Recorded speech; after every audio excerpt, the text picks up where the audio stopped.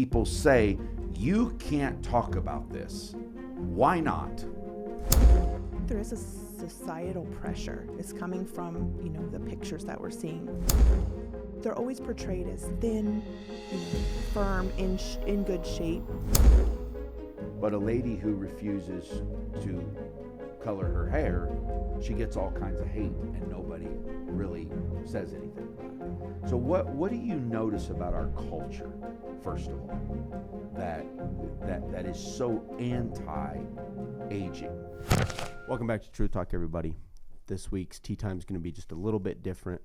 We're going to have Father Douglas react to a video instead of answer a question.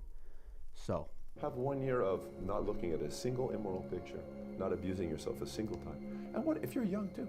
Why don't you do some other things too? Why don't you sleep on the ground a little bit? Well, if you go into the military, you do it for all sorts of reasons to become, a strong fighter. How about fighting for your own purity? How about fighting for your own integrity before God? Do something radical. You're young once. What do you think about that? Sleeping on the ground, kind of punishing yourself a little bit for a year. My first reaction to that is he should do something radical and get a haircut and honor the word of God that says it's a shame for a man to have long hair. My second reaction is we all know the monastic life has failed. We all understand that punishing the flesh is a pointless endeavor to the degree that you just work on the outward. So so I get what he's saying. And to me, this is a newfound fad. And weirdly enough, I've heard this creep into Pentecostalism, but it is absolutely from Orthodoxy. And it is a new dressed up version of the monastic life. I get where they're coming from. They're coming from 1 Corinthians 9:27, where Paul says, I keep under my body, I bring it under subjection, lest by any means, when I have preached to others, I myself can be a castaway. I get that. But the Bible also says, in 1 Corinthians 6, that you are the temple of the Holy Ghost. The same reason that punishment of the flesh is not going to bring victory over the spirit and spirits that we fight. So to me, the whole sleeping on the floor thing, just do what the Bible said. Pray, discipline yourself, tell yourself no, fast. These things cometh not out but by much prayer and fasting. The reason that fasting has fallen out of vogue as far as an extra measure of attempt to achieve an anointing or whatever it is because when you fast, you're not allowed to tell it. If you sleep on the floor, you can get up at the meeting and say, I preached tonight, but I've slept on the floor for 2 nights. And I was in a meeting some time ago, and I heard a man say, I slept on the floor, and when I listened to him, he twisted the text, he took it out of context, he preached an completely unbiblical sermon. My thought was, you should have went down to the Fairmont, slept in the biggest bed you could, and just preached the Bible. When you get into flagellation and you're just whipping yourself or being whipped by somebody, how far are we going to take this? How much are you going to punish yourself? And so Paul used a term I'm not going to use on the podcast, but he used a term that said, if that's what makes you holy, then go ahead and just completely cut everything off. So what his point is if you're just trying to cut on the flesh and punish the flesh, where does that stop? At some point, we got to recognize we're not saved by our own works. We're saved by the works of Jesus Christ. Now, we're saved to do works, but we're not any more or less anointed or more or less pure or impure. I mean, you could commit fornication and look at immoral images while you're on the floor as well as while you're in a Sealy Posturepedic bed. So to me, that doesn't answer anything. Okay, so it seems to me that you're going to be walking away from this episode with a lot more on this topic than what we've just heard. Would you be willing to do a full episode addressing just kind of like the monastic lifestyle and how it's kind of leaking in? Yeah, because once you get out of the Bible and you start realizing that, like, okay, so the military does this thing, right? He uses in this clip, and I don't know this guy. I don't know who he is. Obviously, he's some kind of Orthodox priest or minister.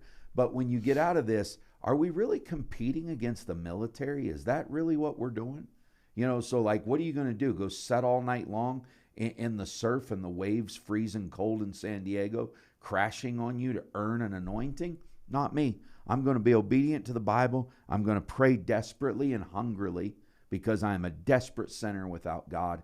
And I'm going to trust the Lord that when I walk into the pulpit, I'm going to be able to preach Christ-centered sermons that elevate God and not myself. That's brilliant. Yes. To answer your question, yes, I'd love to do a further episode on it. Okay, that's brilliant. I just don't want to leave more meat on the bone and kind of pass over that.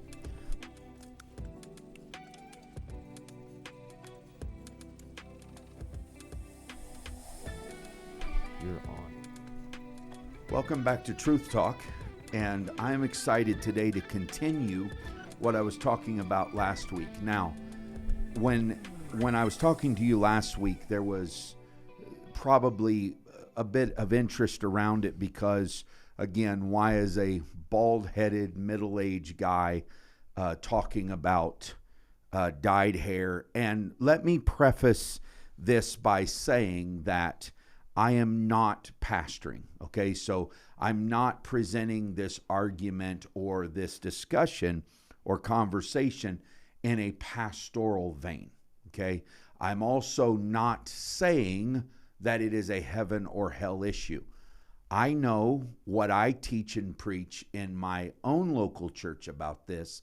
However, what my challenge is when you're not allowed to discuss something. I don't like censorship.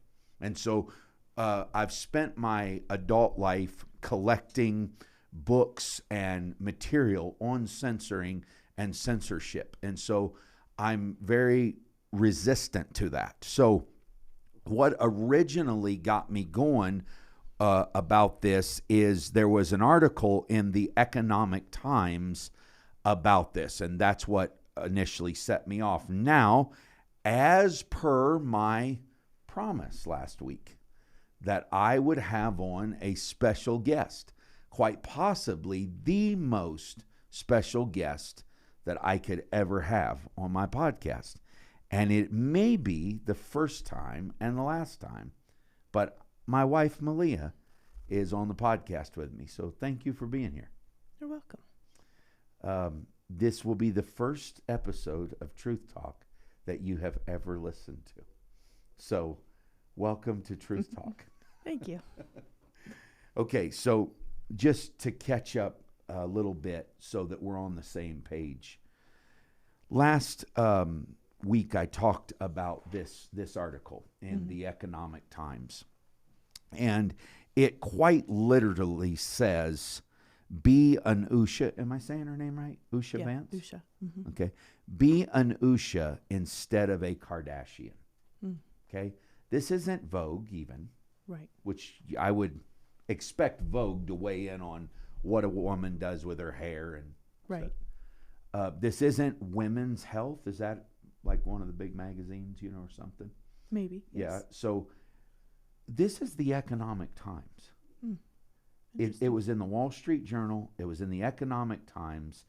And it literally says she stole the spotlight by being a perfect example of a no-nonsense, transparent, and effective self. Wow. So it got a lot of attention. Did you notice anything about the inauguration, about her compared to other women, or what's your take of her? Yes, I did notice, and from my perspective, I appreciated her image. She did seem to be a bit more authentic than some of the others that were on the stage and sort of parading. I appreciate that she has gray hair, and graying and just a little less makeup than the others. I Yeah. appreciated that she was just a bit more authentic from a, visual, like from what I could see. Yeah. So let me read you a few things. There was a lot of hate she got. She's looking old. She's letting herself go. I'll let you unpack what that feels like and means to a woman. But here are some of the comments that I pulled off of the comments of this. It says, I praise her for embracing her natural gray hair. Another one writes, ladies, in a world that is constantly telling women not to show any signs of aging, be an Usha, not a Kardashian. Another one praises Usha for her self-confidence and natural beauty. Another one wrote and said, as a middle-aged woman with my own graying hair, I love and admire her self-confidence, natural beauty. What a classy lady. We need more of this. And so let's back away from holiness or standards, Right. or let's talk about women's rights. So we're in a culture where you can change your personal pronouns, and if someone doesn't honor that, that is like, just anathema. Right. But a lady who refuses to color her hair, she gets all kinds of hate, and nobody really says anything about it. So what do you notice about our culture, first of all, that is so anti-aging? And I opened the last week's podcast with Forever 21 is filing for bankruptcy. Quite possibly because Forever 21 is a horrible business model. Because Right. you're not Forever 21. Right. Well, there is this idea in our culture that when you're gray, that you automatically look older and even possibly less attractive. That seems to be a cultural feeling or thinking of women. But it's a fantasy. From my perspective, it's a fantasy of trying to always look younger. But the desire to look younger it's entrenched in our culture. Yeah. I mean, it goes deep. The generation before me has been dyeing their hair. I don't know about the generation before that, but it's multi-generational, and there's this idea that when you turn gray, you're older, you're less attractive, and you're kind of just, now you're out to pasture. So you have to live up to this sort of looking younger, trying to fit in with the culture, which again, like I said, I think it's a bit of a fantasy because we're all getting older. Right. Me and you certainly have. And to me, you're as beautiful and more so than ever. Well, thank you. And so I'm going to flirt with you a little bit because I love you. I love you can't too. use, I'm not, the boys will not let me use the word Riz.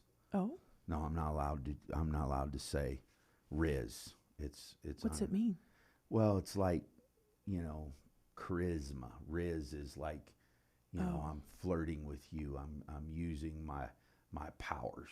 Oh, so what's the proper way to use this I don't word? know. Oh. I don't know. I'm Well, not then. allowed to use it. Okay, so, but we've changed a little bit, haven't we? We have.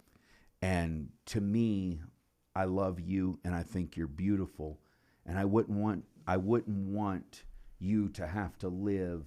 We're middle aged now. I'm 45, and Preston, some of our listeners and watchers apparently of this podcast asked to see a picture of us when we were 20.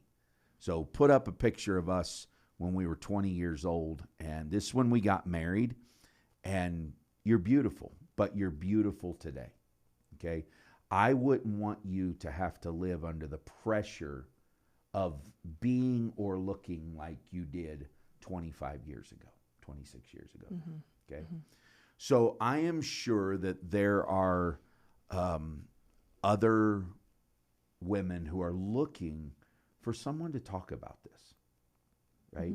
What does it feel like when a culture is beating it up but nobody's talking about it. And why is nobody talking about it, in your opinion?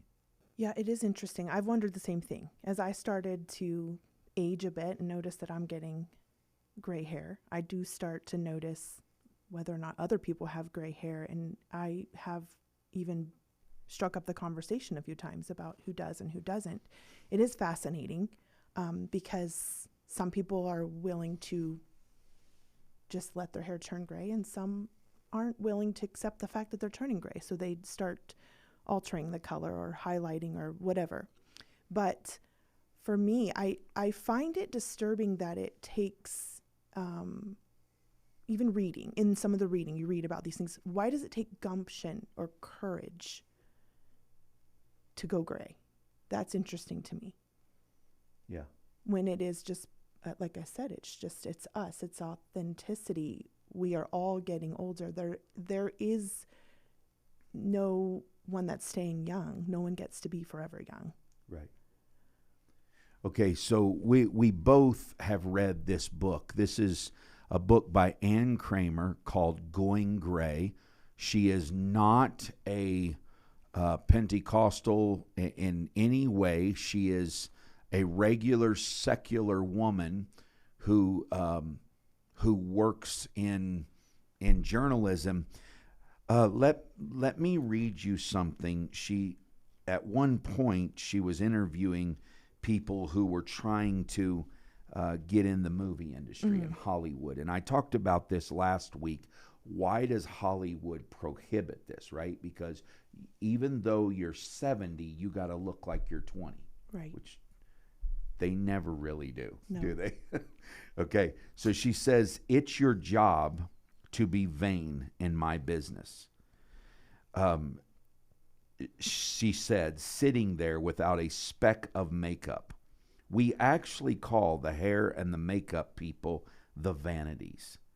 Even though not much can really be done with this, we still look at them and we recognize that they're the vanities, okay?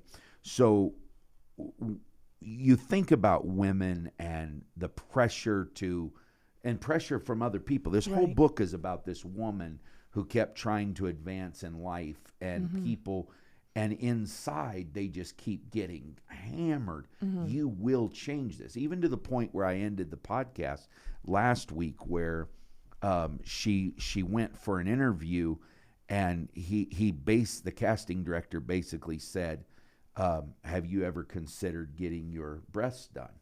And she said, now can you imagine, she said, what it would be? Because he said, I can budget that into this movie budget. She said, I mean to think that I would cut my breasts open just to get one job, right? So I'm not anti-women. I'm not a sexist. I'm not male chauvinistic. None of that. To me, this is demeaning to women, that they have to be somebody else in order to be loved for who they are. Right. And our culture has convinced, the whole business of show business has tried to convince women that the only value they have is in looking younger. So if you're going to have value, you must look young. Right. That's where I think wisdom and age have value. Okay. Versus your appearance and how you look. So you think about, like, you always say to me that nature teaches you that something is gentle when nature does it. It doesn't starkly happen overnight. You always say you don't age overnight. Right. It's a process. Right. And if you're not allowed to go through that process, Right. you really are going to struggle becoming you in the next phase of your life. Right. Would you agree with that? Or you're free to push back on any of this. No, I do agree, because if we're all we're ever doing personally or as a culture is focusing on our youthfulness, we're missing out. We're missing out on all of our ages that also have wonderful opportunities. Right. And we don't just wake up one morning and have completely gray hair. It starts, and I think that when you refer to scripture, when nature's teaching us how gentle it is Right. to age it's softening. There's something about getting a few gray hair at a time it softens a face. If you look at a face of someone who has, like this author here, she's stopped dyeing her hair. When you look at her with her dark brown hair, and then you look at her with her gray hair. Right. From my perspective, she's much more attractive with her gray hair because of her face appears softer. The brown, the unnatural brown is sort of creating this hardness of her features that's unnatural. Right. Yeah. Preston, put that picture up of what Mom's talking about. The one in the top left-hand corner there. Second row left. There you go. You really can see that. Yes. That picture kind of sums up the difference. There is a softening to it. Yes. Yes. So when you think about it, some of the way that we look at ourselves is the self-conscious way that others have viewed us or view us currently. Right. Right. There is an attractiveness to a woman when she's at ease with just being herself and being her authentic self. Confidence and individuality are big parts of a woman's style. Yeah. And you can't buy that at the Louis Vuitton store. No, and you can't buy it in a box of dye. And I know these things come in many different types now. You can adjust these things in so many different ways, but you can't buy it. You can't buy authenticity. You can't buy the natural look of aging. Yeah. So you mentioned self-esteem. Ann Kramer writes, here's the root of the problem. Not long after my lunch with this person she's talking about, she said, I found myself focusing way too much on what others thought I looked like or that I should look like. My sense of physical and intellectual self-esteem was put on the line. Right. It does have an inward effect on us when we begin to live in a desperation to please somebody or something. Mm-hmm. Mm-hmm. Well, and one of the most important tools for aging at an optimal level, I think, is just facing it square in the face and accepting it as it comes, which is incremental and gentle. You've talked about it. You know, I always tell you, to me, you're just beautiful. And even though me and you have lived very close and very faithful to each other, you still have indicated to me that it's shocking a bit. Talk to me about that. Why would that shock you? Or why would it come as a shock to a middle-aged woman? That is it because of the pressure of the society is constantly putting on people that you have to look 21 to keep your husband happy? Or is it something else? Or is it something that others do that you feel kind of a micro nudge? You need to do this. Why would any woman be shocked if her husband is attracted to her if she's aging naturally? I think there is a societal pressure. It's coming from, the pictures that we're seeing, the covers on a magazine. And even though I very well know they're fake, they're airbrushed, there's lighting, there's so much that goes into even creating a magazine cover or a box of cosmetics where there's a picture of a woman. But they're always portrayed as thin, firm, in good shape, never have gray hair. They're young. They're always appearing young. And so when there's just this inward feeling, I think that's very natural for every woman to feel like I'm not any of that. So I'm shocked that you're still attracted to me because there's all of this out in the world, but I'm also very thankful.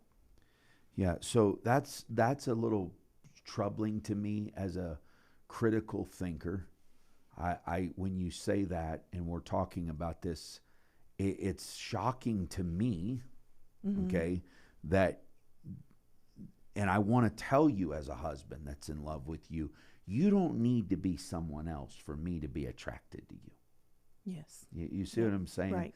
And so when you go to Ann Kramer's book on page 103, she's talking about, people that, the wearing too much makeup and, overdoing this costume, right? Right. She brings it up. She says, of course, people with gray hair are into it. You have to be committed and courageous. So she's admitting what you said earlier. Yeah. That having gumption, courage. Yeah. Yeah, so she's like, you got to be into it to say, no, this is who I am, right? So then she says, and especially for us who are writing books about the subject, you could imagine how much pressure this woman's under. Yes. She said, all of us make snap judgments, and it seems to me that everyone is always wearing a costume anyway. So to me, my gray hair is a statement that my costume is actually the lack of a costume. Right? So she taps into this genuine, true authenticity that Right. says, this is who I am. And it does say something about you. When you show up and you're there is a reality and an awareness that she's not trying to be anyone except herself and her best self. Yes. Right? So that's an important part of the discussion, that you do feel comfortable enough to be yourself. And Yes. so I'm wanting to hear from you a bit about that transparency and that comfortableness. Does that come from God? Does it come from, because really what we're doing right here, and you guys that are listening to Truth Talk, thankfully, I'm glad that you do. And everywhere I go, people will talk to me about it. But what you're hearing is a public discussion that her and I have had many times. a lot. You know what I'm saying? But are you getting your strength from God? Are you getting your strength from my encouragement and affirmation that you're beautiful to me as you are today? Now, be that as it may, I can improve on anything, with Right. myself. So we're not saying that aging and this is it, you don't work on it, Right. but you're getting your courage from somewhere. Talk a little bit about where you're getting it from. I think for me, my courage comes from, it's a little bit of all of those things that you discuss. God helps, and your compliments help. But ultimately, it comes from a made-up mind. For me, it's a little different probably because I lean a little bit more naturalistic anyway. My personality is that way. I wouldn't put something on my face that I couldn't eat. So that's a little bit just that's personal. So for me to use these types of cosmetics, I feel like they could possibly harm me in some way. What does that mean? I don't know what that means. You wouldn't put something on your face that you couldn't eat? Well, the ingredients are going to be clean and straightforward. I'm not putting Is that called chemicals. like organic or something? Just natural. Yeah. Okay. Yeah, I use a lot of natural products on my face. So your skin is your largest organ. So I'm not trying to put harmful cosmetics and creams on my skin. So that's personal. But yes, it comes from a made up mind that I want to be authentic, and it's a personality. What you see is what you get. I'm not trying to hide anything from you. I want people to trust me. So when you look at me, I want you to see me as I am, good or bad. I guess that's where that comes from.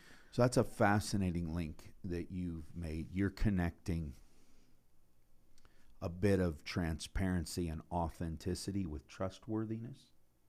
Is that you build that link? I do. I think trust is really, really important. It's important to me. And even it's one of those things that we're always quietly measuring. When we're watching other people, we're watching constantly whether we realize it or not. It's a fragile thing. And trust is something that can take years to build, but just seconds to lose or to crack. So it comes across in many ways, right? It comes in our tone, how we're consistent or not.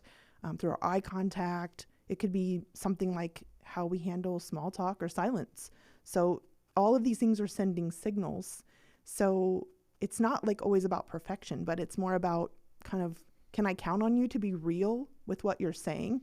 Yeah. So to you, it's infinitely larger than a box of die.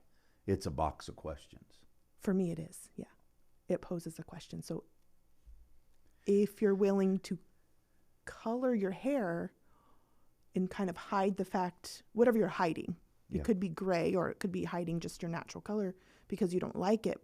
But if you're willing to do that, I can't help but wonder, what else are you hiding? Yeah. What else are you insecure about? What else are you Right. unwilling to be transparent? Now, And that's right. What are you ashamed of? What are you hiding? And I don't mean that in a way of always being like it's a lie. sure. But what are you afraid to share? Yeah. You know, you use the word afraid. Mm-hmm. Talk to me a little bit about fear. I read in her book, she says on page 137 that women are their own worst critics. Yeah, that's true. You know, and that really is a sense of fear of not being accepted, fear of not being valued, fear of not being esteemed or estimated correctly, right? Right. So why are women so hard on themselves? Because I mean, there are a few guys that in my position they would do something, but why do men just deal with it a little bit better and they're not so harsh on themselves, as opposed to why are women that way? What do you think the struggle is inside a woman that it's refreshing for her to hear that you're promoting natural aging or growing old with dignity, whatever term you want to pick? Right. Well, according to the same book, I read it as well, there's tens of millions of naturally gray and white-haired women that are coloring their hair. So that's pressure. Yeah. There's a lot of people that should be gray or should be white-haired, and they are not.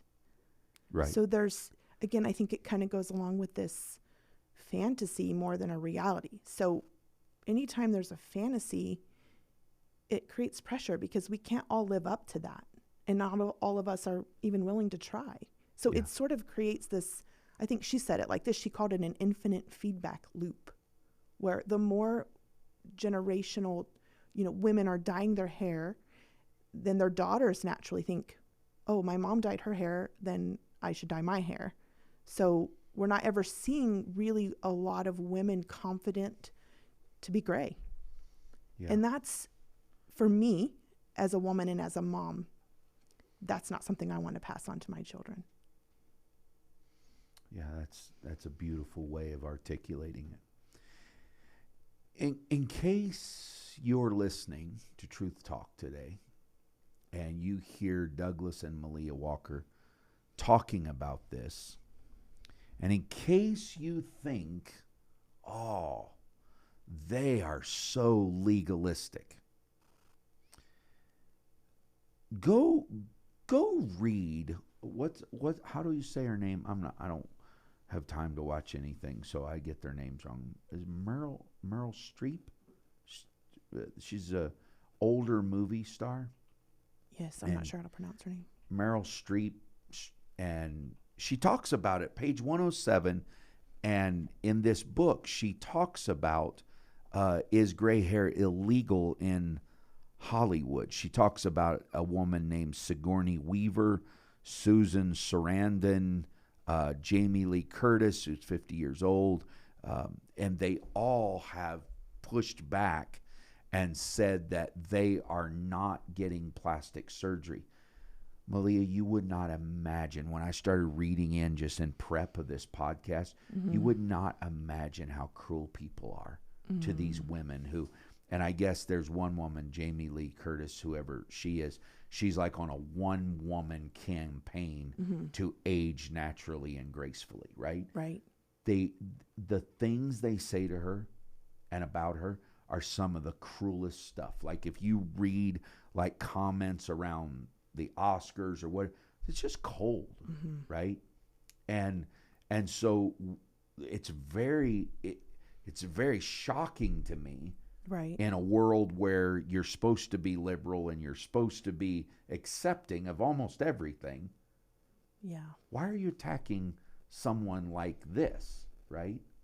So you articulate it very well that this is why. So don't think that this is us being legalistic from a Pentecostal viewpoint, although we are Pentecostal and it is our viewpoint. There are people that are coming out saying strong stuff about this, right? Right. And so she says on page 79, gray hair has become a form of public transparency. When I'm going to parties now with my gray hair, I'm often the only woman in the room who isn't wearing any artificial color. Yeah. Okay? I found that wording interesting. Yeah. She likens it to putting something on that's artificial. I don't know that I've ever heard anybody in the religious sector ever speak as definitively about this as what she has. Yeah. Yeah. It's very interesting, but it's like you're resisting against a culture that treats women as if they're fading out because they're aging. Yeah. And to literally say to them, because they're put up the scripture in Proverbs. So you have a cultural war here, kind of. Yes, right? for sure. So Proverbs chapter 16 and verse number 31 says, a gray head is a crown of glory. It is found in the way of righteousness.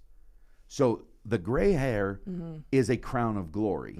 And if you want that crown of glory to be accepted as a cultural relative idea, that is only found in the way of righteousness. Yes. In the way of unrighteousness, it's an embarrassment. Right. It's a shame. Right. But in the way of righteousness, gray hair is a crown of glory. Yes. Right? Yeah. So when we talk about women's hair in Corinthians with the Apostle Paul, that it is the glory of God, and we say, why would anyone want to? The Bible links glory and gray the same way it links glory and uncut. Yes, I believe it also links wisdom with gray. So it's a glorious thing to be that way. It's a transparent thing. You're not wearing artificial presentation of self. Right. Is there any wrap-up comments, statements that you want to make, or anything you want to weigh in on? It's not working, whatever it is. So I read tons, as you know, Malia. And out of the research, this isn't a preacher, a pastor, a theologian. This isn't a legalistic conversation. In 2023, there was $38.6 billion spent annually on cosmetics.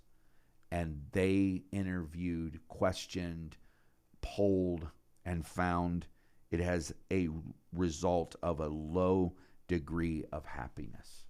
It doesn't make people feel better when they hide who they are. Right. I have to say again, I think it's a fantasy, and it's unattainable. If we're aging, we're not getting younger. So we can't just put on younger when you're aged.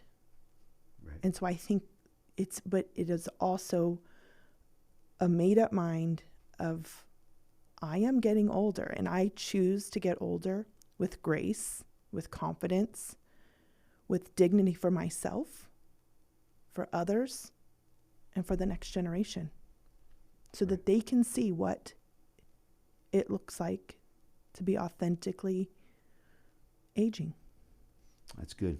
So I'm gonna I'm going to give you a couple more comments that were made around the Usha Vance vitriol, and then I'm going to let you wrap this up in a way where you can say anything you want to encourage women who are going through the aging process, and to do it with dignity. Here's what one person wrote, says, "Wow, what a classy look. I predict Usha is going to have very beautiful gray hair, and I hope she continues to let it shine and to keep it beautiful and natural." Another one said, "I just sent the photo to my friend saying how refreshing it is to see. I'm 52 years old and I'm loving my white stripes. I earned them." Yes.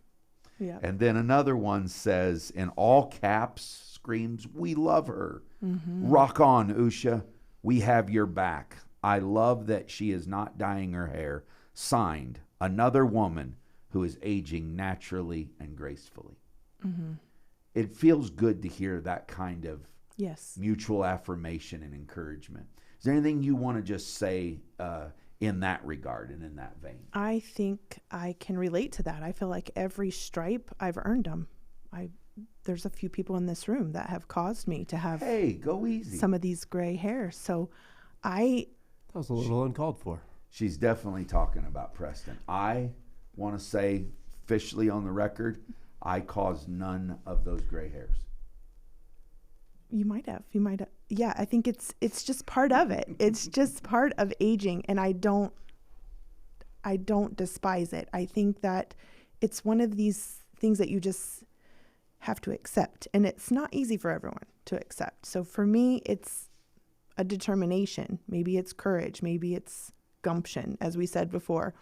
But I think that just aging as beautifully as you're created to age it's authentic and it's beautiful, and you can only be yourself. You look around and you see women, you'll notice trends, right? Where you're walking through a mall or through a store and it seems like everyone has the same color or the same highlights or the same eyelashes or the same, and to me I'm always amazed by that, because we're also kind of taught, at least I've been taught from a young age, that I am me. No one else can be me. So, in that belief, why am I trying to look like everyone else when I'm me? Right. So I appreciate being authentic, natural, and aging. Well, I thank you for coming on the podcast. I appreciate people's comments. I appreciate what you contribute, and even the ones that said there was people that wrote on YouTube, "I'm excited that Sister Walker and Mrs. Walker's coming on." Malia, I love you. You're not forever 21, but you are forever loved and respected by both me and your children. Thank you. I love you. Okay, thank you for listening to this episode of Truth Talk. I'm sure that this conversation has stirred up some of your thoughts, possibly some of your angst and ire. Nonetheless, this is about conversation around topics that are seeking the truth. Again, let me end this by saying that I am not playing podcast pastor. I am not attempting to pastorally weigh in on this. I am a deep and critical thinker. And when I think about things and people say, "You can't talk about this," I instantly say, "Why not?" and do not censor the truth. And so this has not been a discussion to pastor anybody. It has neither been a discussion to make something a heaven or hell issue or a standard, or I pastor the church here in Calgary. I teach, I talk about things. That's for my church. In the podcast, I understand that many of you know me or are listening to me because of the high privilege that I have been afforded throughout Pentecost, that men who trust me have given me a raised profile and an elevated platform in their constituencies or in their churches and conferences. That being said, you are listening to me only because you know me or have found me through what other men have afforded me. I'm not trying to play podcast pastor. I'm saying that we need to have conversations that are deep, critical, thought-provoking, Christ-exalting. Every conversation needs to seek that truth. And so thank you for being a part of this. Thank you for tuning in. And I'm looking forward to picking up and going forward with some other subjects. This will be the conclusion of this. Thank you so much. If you want to follow on Twitter, I have a Twitter account. Many of you have asked, where do you talk about books or where do you post daily thoughts? It's not on YouTube. It's not on the podcast. Instagram is about me and my family. I don't ever get on Facebook. Facebook is just like a thing that mirrors whatever Instagram is. But as I'm reading, as I'm going through stacks and news, as I'm commenting on politics or something else, my Twitter account, Douglas Walker, is where I comment probably more often than anywhere else. So like right now, I think I'm chattering on about the definitions of spiritual abuse. And tomorrow, I'll have a few more definitions of what spiritual abuse is. So if you're interested in those types of comments, that's where you would find that. But thank you. Everywhere I travel, I get great response, and I appreciate it. And very thankful for people that are interested in knowing more about the truth of God and the truth that we live in our lives. Thank you very much.